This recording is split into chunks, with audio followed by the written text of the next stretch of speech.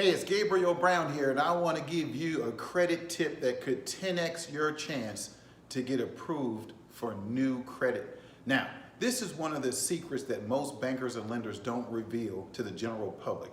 And because I've been in the credit repair space for 14 and a half, almost 15 years, I've learned some of the industry secrets that I want to share with you.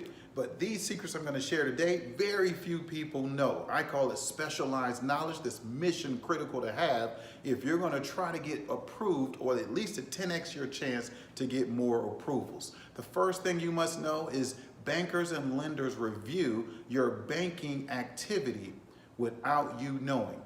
Yes, your banking activity. And what I mean by banking activity is they are able to review your debits and credits, okay? Everything that you put in your bank account, debits and credits, all right? They're also able to review your account history,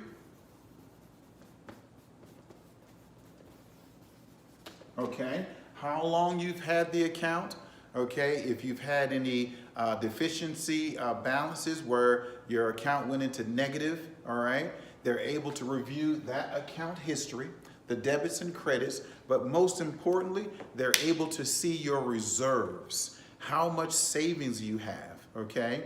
And what is your average balance over month in and month out. This information is critical when underwriters are reviewing you for an approval for new credit. All right, and you say, well, how can this information be available if I didn't give the banks access to it? Well, I'm going to tell you where they find this information in a moment. But most importantly, I want you to know that this banking activity information is what's most likely keeping you from getting approved for new credit, okay? Now, the next report that most bankers and lenders review without you knowing is your payroll history, okay? There is a report that shows how many hours you work, if you're full-time or part-time, okay? What your paychecks are bi-weekly or monthly, okay? What your status is on your job when you started there, okay? If you get overtime or bonuses. And this report is something that creditors, bankers, and lenders look at as well. So these are two reports that you're probably unaware of. I will tell you the names of them. I just want to right now just give you the information, okay? So you have the banking activity report and you have the payroll history reports, okay? And another report that bankers and lenders can use without your knowledge is your rent bureau reports. Reports that suggest how much your rent is, how much you pay for rent. Are you paying on time? Where you live, okay? This information is also on a credit application, but bankers and lenders in most cases don't trust your opinion of what you're putting on the application. Of course, you have your name of your employer there, and you have how much you make in a year there, but why are they checking your banking activity, your payroll, and your rental reports, okay? So let me tell you where these reports are. The first report, and you can go to a company called Finicity, F-I-N-I-C-I-T-Y, F-I-N-I-C-I-T-Y, Finicity. That's a banking activity report, okay? Finicity. And then for your payroll report, there's a company called The Work Number. The Work Number, okay? This report is actually owned by Equifax, and they provide this information to your bankers, lenders, to review what your payroll history is, your payroll data. So this is the payroll report.